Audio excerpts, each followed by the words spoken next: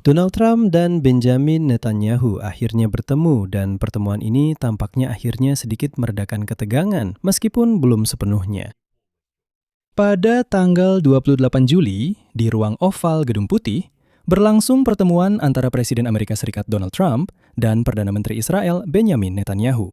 Secara formal, ini adalah kunjungan biasa dari seorang sekutu. Namun pada dasarnya ini adalah pertemuan pribadi pertama antara kedua pemimpin sejak 28 Februari ketika mereka bersama-sama memulai perang melawan Iran. Coba renungkan. Selama seluruh perang melawan Iran, mereka secara pribadi tidak pernah bertemu. Selama 5 bulan terakhir perang, sudah banyak yang berubah. Perang yang dijanjikan akan selesai dalam 2 minggu ternyata berlarut-larut. Hubungan antara Trump dan Netanyahu terlihat semakin dingin, dan perbedaan pendapat di antara mereka menjadi konsumsi publik. Pentingnya pertemuan ini terletak pada kenyataan bahwa pertemuan ini berlangsung pada saat ketika Amerika Serikat dan Israel benar-benar memiliki pandangan yang berbeda tentang seperti apa akhir perang melawan Iran dan bagaimana perang itu harus diakhiri. Dalam episode ini, kita akan membahas apa yang diketahui tentang hasil pertemuan pribadi antara Trump dan Netanyahu, apa yang ditulis oleh media Israel dan Amerika, serta mengapa sayap kanan pendukung Donald Trump sangat memperhatikan pertemuan ini. Nama saya Alexei Peci, mari kita bahas topik ini bersama-sama. Tapi sebelum kita mulai, saya minta kalian untuk berlangganan. Silahkan berlangganan ke kanal YouTube ini. Kita sedang menuju angka 300.000 pelanggan. Jadi, saya akan sangat berterima kasih atas setiap langganan dari kalian. Jadi, menurut data dari Gedung Putih, pertemuan dimulai pada pukul 11.03 waktu timur, tepat setelah pertemuan antara Trump dan Zelensky, dan berlangsung sekitar 1,5 jam. Netanyahu, seperti yang dicatat di sini misalnya, Al Jazeera memasuki Gedung Putih melalui pintu samping di sayap barat tanpa upacara resmi. Pembicaraan berlangsung secara tertutup, tanpa pers, sama seperti pertemuan Zelensky dengan Trump. Seperti yang saya katakan di episode sebelumnya, ya jelas bahwa di sini, di Gedung Putih, mereka memutuskan untuk membuat pertemuan ini tertutup agar tidak mengalihkan perhatian dari acara hari ini. Khususnya, upacara perpisahan dengan almarhum Senator Lindsey Graham.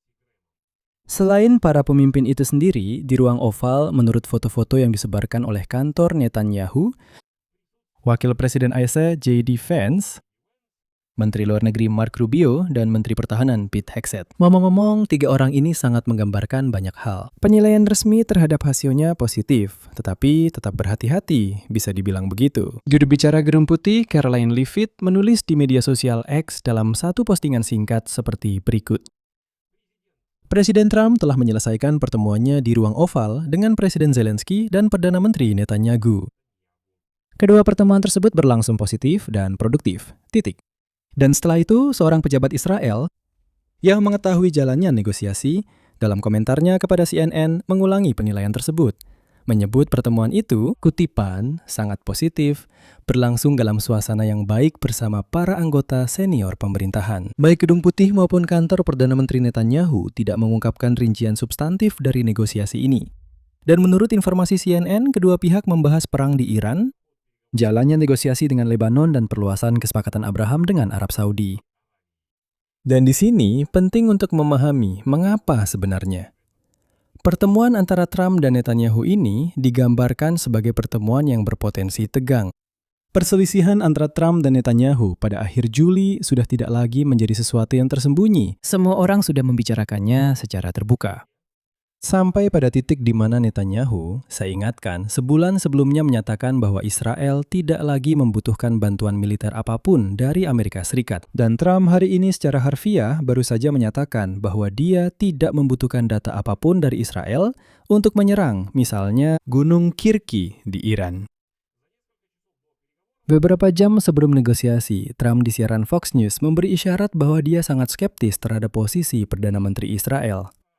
Ketika pembicaraan beralih ke rencana Netanyahu untuk menyampaikan kepada Presiden Amerika data intelijen Israel tentang fasilitas nuklir bawah tanah Iran yang disebut Gunung Kirki. Trump menjawab, kutipannya, "Saya tidak perlu Bibi menceritakan itu kepada saya. Kami bisa mengatasinya sendiri." Sebelumnya lagi, saat mengomentari perbedaan pendapat tentang Iran, Trump merumuskannya seperti ini.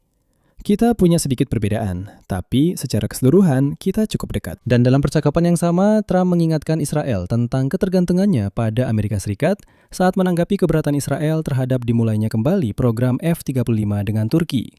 Kutipannya, Sejujurnya kami sangat baik kepada banyak negara yang tidak akan bertahan tanpa kami. Dan kalian tahu siapa yang tidak akan bertahan tanpa kami? Israel. Inti dari perbedaan pendapat ini mungkin bisa dirangkum dalam satu paragraf, agar semuanya menjadi jelas dan benar-benar gamblang. Netanyahu sejak awal mendukung kelanjutan aksi militer terhadap Iran dan sekutunya Hizbullah di Lebanon. Namun ia dikesampingkan setelah Trump mulai mencari kesepakatan dengan Teheran. Justru Netanyahu pada bulan Februari yang meyakinkan Donald Trump bahwa saatnya telah tiba untuk mengganti rezim di Iran. Nah, setelah 5 bulan, perang belum berakhir, dan sayap keras rezim Iran sebaliknya justru memperkuat posisinya. Dan tidak ada pembicaraan tentang kapitulasi saat ini. Dan Trump karena itu secara terang-terangan marah pada Netanyahu. Bagaimana media Israel menilai pertemuan itu? Di sini ada cerita tersendiri yang cukup menggambarkan situasinya. Saya akan mengutip beberapa pernyataan saja. Nada pertemuan ini terasa cukup mengkhawatirkan. Lebih mengkhawatirkan daripada yang resmi di media Israel. Sebagai contoh, analis politik Amit Sigal menulis hal berikut di surat kabar Israel Hayom. Orang Amerika memberitahu orang Israel bahwa merekalah yang sebenarnya menjalankan perang ini. Semua orang jelas melihat bahwa Israel telah ditempatkan di kursi belakang. Komentator surat kabar Ma'arif Ben Caspit bahkan berbicara lebih tajam. Dan dia menulis hal berikut.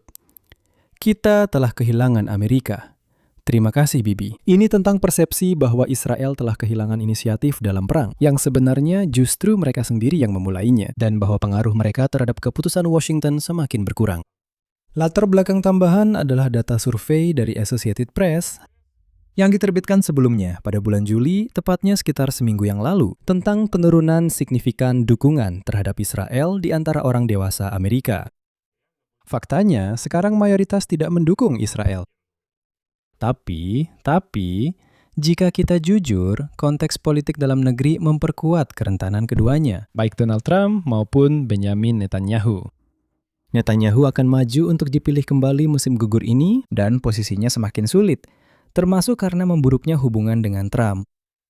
Trump pada gilirannya berada di bawah tekanan karena perang yang tidak populer, yang telah memukul perekonomian dan menaikkan harga-harga menjelang pemilu paruh waktu Kongres. Jadi, bagi masing-masing pemimpin, pertemuan ini lebih dibutuhkan bukan untuk terobosan, melainkan untuk menunjukkan secara terbuka bahwa hubungan, meskipun tidak mulus, namun benar-benar berada di bawah kendali. Sekarang tentang mengapa pertemuan antara Netanyahu dan Trump ini sangat diperhatikan oleh sayap kanan pendukung Trump, gerakan MAGA, Make America Great Again. Perang dengan Iran sejak awal telah memecah koalisi ini, dan perpecahan ini bersifat prinsipil. Sejumlah besar komentator kanan yang berpengaruh adalah kaum isolasionis, yang percaya bahwa para pemilih mendukung Donald Trump karena janjinya untuk tidak pernah melibatkan Amerika Serikat dalam perang orang lain, tidak memulai perang baru, dan mengakhiri sebanyak mungkin perang di seluruh dunia, dan secara umum akhirnya fokus hanya pada urusan dalam negeri Amerika saja. Katanya, tidak perlu sama sekali memperhatikan apa yang terjadi di dunia luar. Nah, itulah sebabnya mereka disebut kaum isolasionis. Suara paling lantang dari kelompok ini adalah mantan pembawa acara Fox News, Tucker Carlson. Dan pada akhir Februari, di hari-hari pertama perang, dia menyatakan hal berikut, kutipannya. Ini terjadi karena memang ada yang menginginkannya. Israel. Ini adalah perang Israel, ini bukan perang Amerika Serikat. Carlson menyebut kampanye militer Amerika Serikat didasarkan pada kebohongan dan merupakan hasil manipulasi Netanyahu. Kemudian, ketika Trump mengancam akan menyerang infrastruktur sipil Iran, Carlson menyebut hal itu, kutip, sebagai kejahatan perang. Tokoh-tokoh lain dari media sayap kanan juga bergabung dengannya. Itu adalah Megyn Kelly, Candace Owens, dan misalnya Alex Jones. Mereka juga merupakan perwakilan gerakan MAGA yang sangat sayap kanan. Dan mereka semua serempak mulai mengkritik Trump. Dari kalangan politisi Partai Republik, anggota Kongres Marjorie Taylor Greene secara konsisten menentang dukungan terhadap Israel dan kelanjutan perang. Padahal sebelumnya, dia adalah salah satu pendukung Trump yang paling setia. Tapi sejujurnya, dia memang anggota Kongres yang benar-benar gila. Yang pernah berteriak bahwa di Ukraina ada Nazi, gereja-gereja dibakar, para pendeta dibunuh. Ya, pokoknya begitu. Selain itu, dia juga yang mengucapkan kalimat ini. Jangan harap ada bantuan untuk Ukraina jika Trump menang. Reaksi Trump sendiri terhadap kritik ini sangat keras. Misalnya, dia secara terbuka menyebut Tucker Carlson, Kelly, Owens, dan Jones, keempat orang ini, kutip, sebagai orang-orang dengan IQ rendah dan menyatakan bahwa MAGA sebaliknya mendukung arah kebijakannya, kutipan. MAGA ingin negara kita makmur dan aman. Dan MAGA menyukai apa yang saya lakukan. Posisi administrasi dalam perdebatan internal ini dirumuskan oleh J.D. Vance, dan inilah yang membuatnya menjadi ambigu. Di satu sisi, dia adalah salah satu dari sedikit orang di lingkaran Trump yang dalam beberapa minggu terakhir berani mengkritik Israel. Di sisi lain, justru Vance sebelumnya secara langsung memperingatkan pejabat Israel bahwa Donald Trump itu, kutipannya, satu-satunya pemimpin dunia yang bersimpati pada Israel. Dan dia mengingatkan bahwa 2/3 dari persenjataan pertahanan yang melindungi tanah air mereka dibangun oleh orang Amerika dan dibayar oleh para pembayar pajak Amerika. Jadi, bahkan kritik dari Gedung Putih terdengar seperti pengingat bagi Israel tentang ketergantungannya, bukan sebagai perubahan kebijakan, dan Netanyahu tidak bisa menyembunyikannya. Tapi setelah bertemu dengan Trump, dia mengatakan bahwa itu adalah pertemuan terbaiknya dengan Presiden Amerika Serikat. Apa yang bisa diambil dari semua ini untuk masing-masing pihak? Bagi Israel, hasil utamanya bukan pada kesepakatan tertentu, melainkan pada fakta yang telah dikonfirmasi.